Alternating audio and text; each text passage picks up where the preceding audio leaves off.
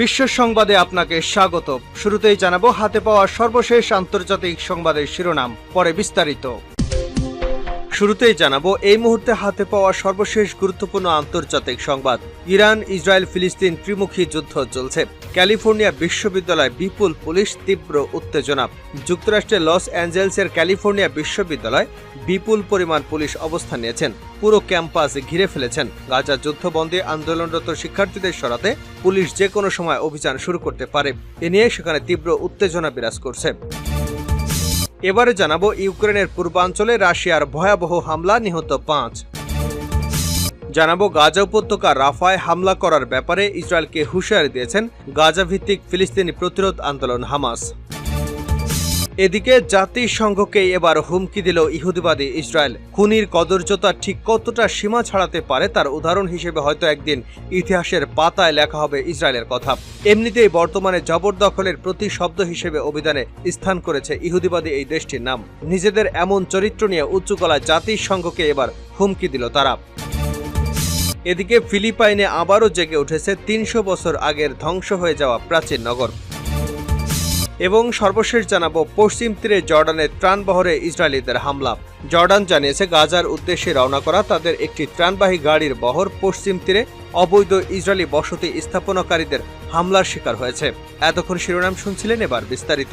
প্রিয় দর্শক, আপনি যদি এই চ্যানেলে নতুন হয়ে থাকেন, ভিডিওটি দেখতে দেখতে চ্যানেলটি সাবস্ক্রাইব করে আমাদের সঙ্গে থাকুন। আর এই ভিডিও সম্পর্কে আপনি আপনার মূল্যবান মতামতটি কমেন্ট বক্সে জানিয়ে দিন। আর হ্যাঁ প্রিয় দর্শক, জানিয়ে দিন ভিডিওটি কোথা থেকে দেখছেন। ক্যালিফোর্নিয়া বিশ্ববিদ্যালয়ে বিপুল পুলিশ, তীব্র উত্তেজনা।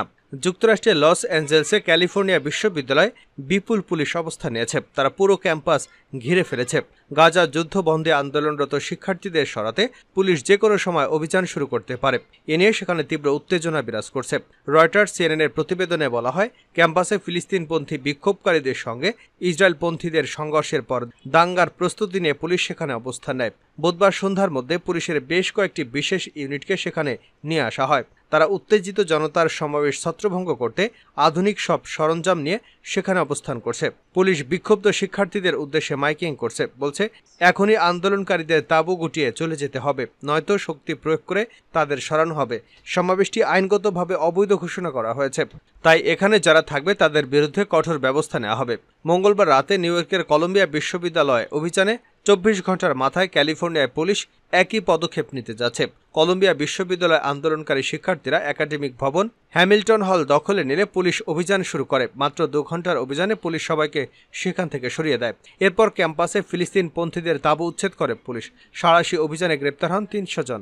বর্তমানে সেখানে পুলিশ অবস্থান করছে। নতুন করে কাউকে কলম্বিয়া বিশ্ববিদ্যালয়ে জড়ো হতে দেওয়া হচ্ছে না। কলম্বিয়া বিশ্ববিদ্যালয় পুলিশের অভিযানের পরপরই যুক্তরাষ্ট্রের লস অ্যাঞ্জেলেসের ক্যালিফোর্নিয়া বিশ্ববিদ্যালয়ের ক্যাম্পাসে ফিলিস্তিনপন্থী বিক্ষোভকারীদের সঙ্গে ইসরায়েলপন্থীদের সংঘর্ষের খবর আসে। ক্যালিফোর্নিয়া বিশ্ববিদ্যালয়ের শিক্ষার্থীদের পত্রিকা ডেইলি ব্রোঞ্চ বলছে, ইসরায়েলের সমর্থকরা ক্যাম্পাসে ফিলিস্তিনি বিক্ষোভকারীদের ক্যাম্প ভেঙে ফেলার চেষ্টা করেছিল। এই সময় ওই সংঘর্ষের ঘটনা ঘটে। সামাজিক যোগাযোগ মাধ্যম এক্সে করা একটি পোস্টে লস অ্যাঞ্জেলেসের deputy mayor communication Zach Seidl বলেছেন, পরিস্থিতি নিয়ন্ত্রণে আনতে ক্যাম্পাসে পুলিশ প্রবেশ করেছে। ইউসিএলএ চ্যান্সেলর 3 ব্লকের অনুরোধে সাড়া দিয়ে ক্যাম্পাসে যান তারা। তারপর থেকে ক্রমান্বয়ে পুলিশের উপস্থিতি বাড়ছে। গাজায় ইসরায়েলের হামলা বন্ধের দাবিতে গত সপ্তাহ থেকে যুক্তরাষ্ট্রের বিভিন্ন বিশ্ববিদ্যালয় উত্তাল। শিক্ষার্থীরা ক্যাম্পাসগুলোতে তাঁবু গেড়ে অবস্থান নিয়ে আন্দোলন শুরু করেছেন। ইউক্রেনের পূর্বাঞ্চলে রাশিয়ার হামলা, নিহত 5। ইউক্রেনের পূর্বাঞ্চলীয় খার্কিভ এবং দোনেস্কে রুশ সেনাবাহিনীর হামলায় অন্তত 5 জন নিহত হয়েছে বলে ওই অঞ্চলের গভর্নর জানিয়েছেন। বুধবার পূর্বাঞ্চলীয় খার্কিভ এবং দোনেস্কে অঞ্চলে প্রায় অবিরাম বোমাবর্ষণ হয়। খবর সিএনএনের। গভর্নর ওলেগ সেনেগুগভ জাতীয় টেলিভিশনে বলেছেন, বুধবার সকালে 2টি নির্দেশিত বায়বীয় বোমা রুশ সীমান্ত থেকে প্রায় 15 কিলোমিটার দূরে জোলোচিপ শহরের কেন্দ্রস্থলে আঘাত হানে। তিনি টেলিগ্রামে লিখেছেন, রুশ 11 বছর বয়সী এক বালকসহ 2 জন নিহত এবং 6 জন আহত হয়েছেন। একটি বাড়িতে 67 বছর বয়সী একজন স্থানীয় ব্যক্তি এবং 38 বছর বয়সী একজন নারী আহত হয়েছেন। পার করা অসংখ্য যানবাহন থেকে আগুনের কালো ধোঁয়ার ছবি পোস্ট করা হয়েছে। পাশাপাশি খার্কিভ অঞ্চলের আরও পূর্বে কুপিয়ানস্ক শহরের কাছাকাছি রুশ গোলাবর্ষণের লেলিউকিভকা গ্রামের 67 বছর বয়সী একজন নারী নিহত হয়েছেন বলে গভর্নর জানিয়েছেন।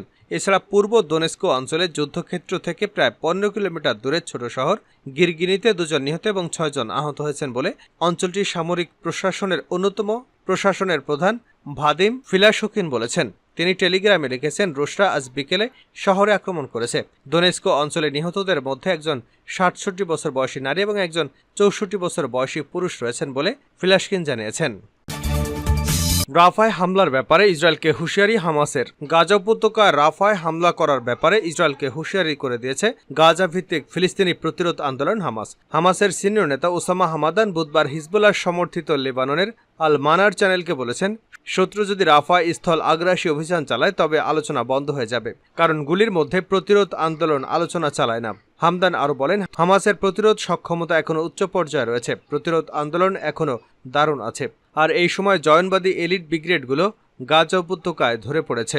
তিনি আরও বলেন, ইসরায়েলি শত্রুতা তাদের সক্ষমতা নিয়ে বাজি ধরেছে, তবে প্রতিরোধ আন্দোলন প্রস্তুতি নিচ্ছে। হামদান নিশ্চিত করেন যে হামাসের দুই নেতা মোহাম্মদ দেইফ এবং ইয়াহিয়া সিনিয়রের সাথে স্থায়ী যোগাযোগ আছে।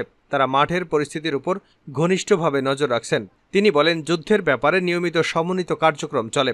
হামদান বলেন, এই যুদ্ধের অন্যতম গুরুত্বপূর্ণ ফল হল এই যে প্রতিরোধ বলয় শক্তি এবং ক্ষমতা বেড়েছে।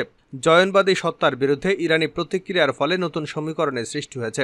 তিনি উল্লেখ করেন, যারা গাজায় সমুদ্র জেটি নির্মাণ করেছে তারা হলো আমেরিকান সরকার। তিনি বলেন, গাজার মাটিতে প্রতিটি সশস্ত্র সৈন্য ফিলিস্তিনি জনগণের শত্রু। গাজা উপত্যকায় নতুন রাজনৈতিক কর্তৃপক্ষ নির্মাণের প্রকল্পটি প্রতিরোধ আন্দোলন ভণ্ডুল করে দেবে। তিনি একই সাথে চীনা মধ্যস্থতাকে স্বাগত জানিয়েছেন। তিনি বলেন, শত্রু রাফা যুদ্ধে প্রত্যেককে ব্ল্যাকমেইল করার চেষ্টা করছে। এদিকে হামাসের একটি সূত্র সৌদি পত্রিকা আশরাফকে বলেছে, এবার যুদ্ধবিরতি প্রস্তাবের ব্যাপারে ভিন্ন পরিবেশ এবং পরিস্থিতি বিরাজ করছে। হামাস সদস্যরা কায়রোতে আলোচনার পর ফিরে গেছে। তারা নিজেদের মধ্যে আলোচনা করে ইসরায়েলে দেওয়া যুদ্ধবিরতির প্রস্তাবের ব্যাপারে তাদের অবস্থান জানাবে। জাতিসংঘে হুমকি দিল ইসরায়েল। খুনির কদর্যতা ঠিক কতটা সীমা ছাড়াতে পারে তার উদাহরণ হিসেবে হয়তো একদিন ইতিহাসের পাতায় লেখা হবে ইসরায়েলের নাম। এমনিতেই বর্তমানে জবরদখলের প্রতিশব্দ হিসেবে অভিধানে স্থান করে নিয়েছে ইহুদিবাদী দেশটির নাম। নিজেদের এমন চরিত্র নিয়েও উঁচু গলায় জাতিসংঘকে হুমকি দিল তারা। খোদ জাতিসংঘে দাঁড়িয়ে ইসরায়েলি দূত গিলাদ এরদান বিস্ফোরক মন্তব্য করেন। জাতিসংঘের সাধারণ পরিষদে বুধবার ফিলিস্তিনের পূর্ণ সদস্যপদ পাওয়া নিয়ে এক বিতর্কে অংশ নিয়ে এই হুমকি দেন বৈশ্বিক সংস্থাটি নিযুক্ত ইসরায়েলি রাষ্ট্রদূত এরদান। শুধু তাই নয়, ফিলিস্তিনিরা রাষ্ট্রে মর্যাদা পাওয়ার জন্য উপযুক্ত নয় বলেও মন্তব্য করেন ইসরায়েলি কূটনৈতিক। গিলাদ এরদান বলেন, অচিরেই বিশ্ব জেগে উঠবে এবং জাতিসংঘের ডেকে আনা বিপর্যয় দেখতে পারবে। ভবিষ্যতে শিক্ষার্থীরা জাতিসংঘের পতন নিয়ে পড়াশোনা করবে, যেখানে সংস্থাটি নৈতিক অধঃপতন এবং অন্ধত্ব নিয়ে জানবে। এ সময় নতুন একটি বৈশ্বিক সংস্থা গড়ে উঠবে বলেও মনে করেন গিলাদ এরদান, যাদের শক্তিশালী নৈতিক ভিত্তি, গণতান্ত্রিক মূল্যবোধ এবং সন্ত্রাসীদের সমর্থন দেওয়ার কোনো ইচ্ছা থাকবে না। জাতিসংঘের বক্তব্যের মঞ্চে দাঁড়িয়ে ইসরায়েলি এই কূটনৈতিক জানান, জাতিসংঘের অস্তিত্ব আর মাত্র হাতে গোনা কয়েকদিন রয়েছে। এ সময় তার এই বক্তব্য মনে রাখার জন্য তাগিদও দেন এরদান। ফিলিপাইনে খরায় জলধার শুকিয়ে গেছে, উঠেছে ৩০০ বছর আগের নগর। ফিলিপাইনে আবারও জেগে উঠেছে ৩০০ বছর আগের ধ্বংস হয়ে যাওয়া প্রাচীন নগর। তাপ বৃদ্ধির কারণে তীব্র খরার কবলে পড়েছে ফিলিপাইনের কিছু অংশ। দেশটির একটি গুরুত্বপূর্ণ বাঁধও শুকিয়ে গেছে, আর ওই বাঁধের এলাকায় হারিয়ে যাওয়া নগর জেগে উঠেছে। ১৯৭০ সালে পানি সংরক্ষণের জন্য কৃত্রিম জলধার তৈরির সময় পান্তাবাগান নগরীটি পানির তলায় তলিয়ে যায়। আবহাওয়া শুষ্ক এবং গরম থাকলে ওই শহরটি মাঝে মধ্যে জেগে ওঠে, তবে সেটি খুব বিরল ঘটনা। বাঁধ দেখাশোনার দায়িত্বে থাকা ফিলিপাইনের সংস্থাটি জানিয়েছে, তলিয়ে যাওয়া শহরটি আগে দৃশ্যমান হয়েছিল, তবে এবারের মতো এতটা দৃশ্যমান আগে কখনো হয়নি। জানা গেছে, জলধারাটির পানির স্বাভাবিক উচ্চতা ২২১ মিটার, তবে এখন পানির স্তর প্রায় ৫০ মিটারে নেমে গেছে। ফিলিপাইনের প্রায় অর্ধেক এলাকায় এখন খরা চলছে। অনেক এলাকার তাপমাত্রা ৫০ ডিগ্রি সেলসিয়াসে পৌঁছেছে। পশ্চিম তীরে জর্ডানের ত্রাণবহরে ইসরায়েলিদের হামলা। জর্ডান জানিয়েছে, গাজার উদ্দেশ্যে রওনা করা তাদের একটি ত্রাণবাহী গাড়ির বহরে পশ্চিম তীরে অবৈধ ইসরায়েলি বসতি স্থাপনাকারীদের হামলার শিকার হয়েছে। বিস্তারিত না জানালেও জর্ডান কর্তৃপক্ষ জানিয়েছে, খাদ্য, ময়দা এবং অন্যান্য মানবিক সহায়তা বহনকারী জর্ডানের দুটি ত্রাণবহরে হামলা চালিয়েছে ইসরায়েলি সেটেলাররা। যদিও অধিকৃত পশ্চিম তীর এবং ইসরায়েলিদের ভেতর দিয়ে ট্রাকগুলো শেষ পর্যন্ত গাজায় তাদের গন্তব্যে পৌঁছায়। জর্ডান কর্তৃপক্ষ এই হামলার নিন্দা জানিয়ে বলেছে, ইসরায়েলি কর্তৃপক্ষ আন্তর্জাতিক সংস্থা এবং এ ত্রাণবহরগুলোর নিরাপত্তা বিধানে দায়বদ্ধ। যুক্তরাষ্ট্রের অনুরোধে ইসরায়েল গত বুধবার গাজা স্ট্রিপের উপর উত্তর প্রান্তে একমাত্র ক্রসিং খুলে দেয়, ফলে ইরেজ চেকপোস্ট পয়েন্ট দিয়ে ত্রাণবাহী ট্রাকগুলো যাওয়ার অনুমতি দেওয়া হয়। এই রুট ব্যবহার করে জর্ডানের ত্রাণবাহী গাড়ির বহর গাজার দিকে এগোচ্ছিল। জানা যায়, জর্ডানের ৩১টি ট্রাকের একটি বহর উত্তর গাজায় ইরেজ ক্রসিং এর দিকে যাচ্ছিল এবং আরও ৪৮টি ট্রাক দক্ষিণ গাজার কিরাম শালম ক্রসিং এর দিকে যাচ্ছিল। এ সময় ট্রাকগুলো খাদ্য, ময়দা এবং অন্যান্য সাহায্য বহন করছিল। খবর আরব নিউজের। হোনেনু নামের একটি ইসরায়েলি আইনি সহায়তা প্রদানকারী সংস্থা জানিয়েছে, মালে আদুমিমের কাছাকাছি ট্রাকগুলোর পথ রোধ করার কারণে 4 জন সেটেলারকে গ্রেপ্তার করেছে পুলিশ।